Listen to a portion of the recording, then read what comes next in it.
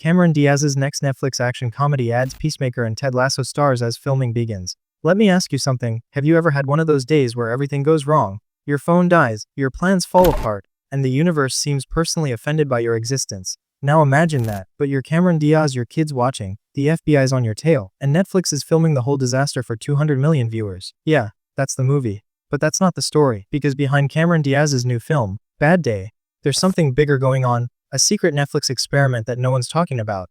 And trust me, once you see who's involved, and what this movie might actually be doing for Cameron's career, you'll realize this isn't just a comeback, it's a coded message to Hollywood itself. So let's unpack this, and by the end you'll never look at Netflix action comedies the same way again. Okay, full disclosure, I didn't expect to be this excited about a Cameron Diaz movie in 2025. She was the face of early 2000s Hollywood royalty, the wild mix of Charlie's Angels, energy, and that golden era rom-com charm that made everyone fall a little bit in love with her. Then she vanished, retired, gone. She turned her back on the machine that made her famous, and we thought that was the end. But Netflix? Oh, Netflix. They don't just cast Cameron Diaz, they resurrect her. After Back in Action, Cameron's official return with Jamie Foxx, she's stepping into Bad Day, a film that sounds like an action comedy, but when you read between the lines, it starts feeling more like an emotional trap.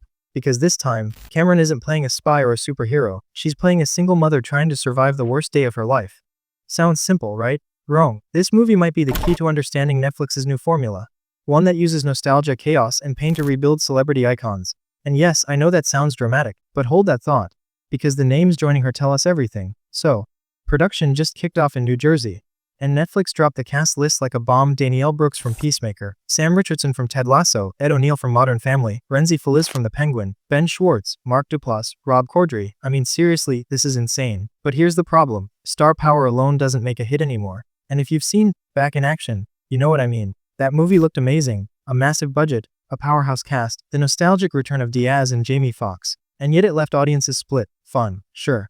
Memorable. Not really. Netflix got the streams, but they didn't get the soul. So the question is, why do it again? Why double down with another action comedy right after Back in Action? Because, and here's where it gets controversial, Bad Day might not really be a comedy. It's being sold as one, but dig into the description. A single mother trying to keep her daughter happy during the worst day of her life. That doesn't sound like miscongeniality. That sounds like emotional warfare, wrapped in neon lights and snappy one-liners. And Netflix knows exactly what they're doing. They've studied what audiences crave now, emotional honesty disguised as chaos.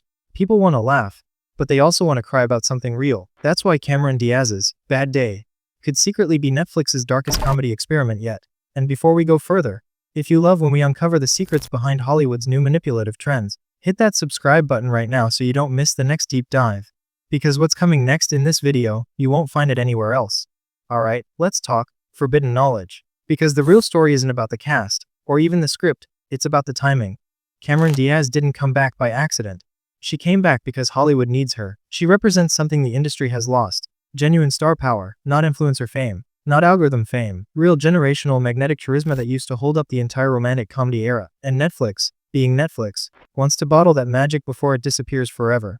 That's why Boo Bauman, one of the producers of Back in Action, came back for Bad Day. That's why they hired Jake Szymanski, who directed Jury Duty, a show built on chaos, surprise, and breaking the fourth wall. And that's why they brought in Laura Solo, a writer known for taking light-hearted genres and turning them into emotional gut punches. It's not random, it's engineered. Netflix isn't just making a movie, they're building an emotional algorithm that taps into our nostalgia for old Hollywood while feeding us the fast-paced chaos we expect in 2025. And Cameron Diaz, she's the experiment's core subject.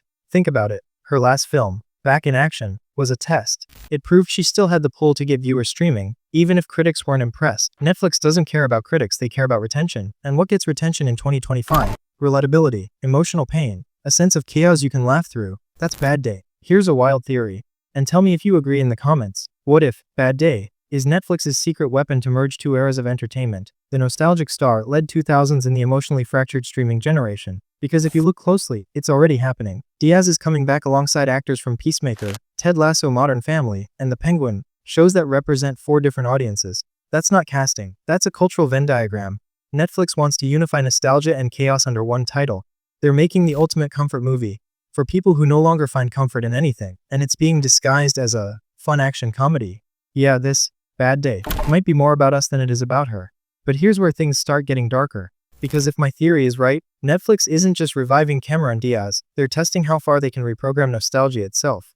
In page 2, we'll dive into what the hidden meaning of Bad Day really is, what its tone secretly mirrors from Diaz's past films, and why its production location in New Jersey may not be as innocent as it sounds. Trust me, once you hear what this film's supposed to represent for Netflix's future, you'll realize it's not just Cameron having a bad day. It might be Hollywood's worst one yet, so here's where things get unsettling and weirdly brilliant. Netflix didn't just bring Cameron Diaz back because she's iconic. They brought her back because she's safe nostalgia. She's the symbol of a pre-social media Hollywood. The last era before fame became algorithmic, before stars became brands, before movies became content. And now Netflix wants to use that energy to sell us something disguised as fun. But you know what's wild? This movie, Bad Day, doesn't look like a comeback project. It looks like a closure ritual. Let me explain. When Cameron Diaz starred in Back in Action, everyone thought it was about her return to form. But the tone of that film, it was loud, ironic, full of chaos, yet hollow underneath. It mirrored what happens when someone tries to rejoin a world they've outgrown, and Bad Day seems to take that same idea, but turn it personal. A single mother, trying to stay calm, while the world collapses around her. That's not just a movie plot, that's a metaphor for Cameron Diaz herself. Hollywood is that collapsing world. Netflix is the chaos she's trapped in, and her character, fighting to keep her daughter happy through it all.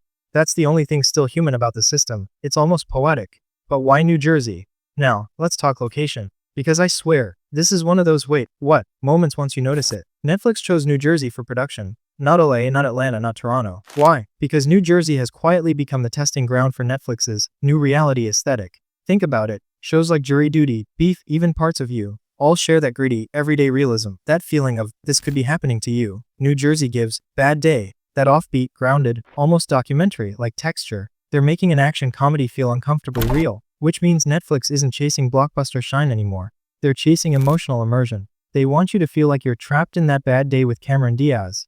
Laughing because you have no other choice. Audience polling moment. But let me throw this question to you, and I want honest answers in the comments.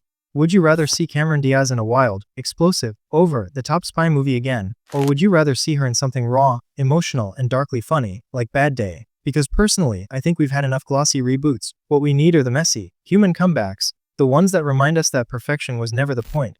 And the irony, Netflix seems to agree. Here's something I noticed, and it might blow your mind a bit. Every actor Netflix has cast around Cameron Diaz in Bad Day comes from a world that represents a different emotional energy. Danielle Brooks, the comedic chaos of Peacemaker. Sam Richardson, the optimism of Ted Lasso. Ed O'Neill, the broken family nostalgia of Modern Family. Renzi Felix, the dark moral grit of The Penguin. Ben Schwartz, the unpredictable energy of Sonic the Hedgehog. Put all that together and what do you get? A movie built from fragments of everything streaming culture loves. It's like Netflix is building a Frankenstein monster out of emotional tones. They're not just casting actors, they're mixing genres of feelings. So yeah, Bad Day isn't just about Cameron Diaz's character losing control. It's about us, the audience, being emotionally pulled in every direction, until we can't tell if we're laughing or panicking. That's not just a plot, that's psychological design. Forbidden knowledge, Netflix's emotional engineering, and here's where we get into the forbidden territory. Netflix doesn't just pick scripts, they pick emotional trends. They literalize what audiences rewatch during bad days. Comfort movies, nostalgia-driven comedies, single-parent stories, chaos with heart. It's all data. So when Netflix saw how well Back in Action performed despite bad reviews, they learned something huge: critics don't matter. Emotional attachment does. They realized people didn't stream it for the story. They streamed it because seeing Cameron Diaz again felt comforting. It reminded them of the simpler era of The Mask. There's something about Mary, Charlie's Angels, that emotional nostalgia is now a product category, and Bad Day is the prototype. Hypothetical and humor break. Imagine Netflix running an emotional experiment like this. Alright, you've had a terrible Monday. You open the app, and it recommends Bad Day. You hit play, and 2 hours later, you're laughing, crying, slightly existential, but weirdly comforted because Cameron Diaz survived her worst day.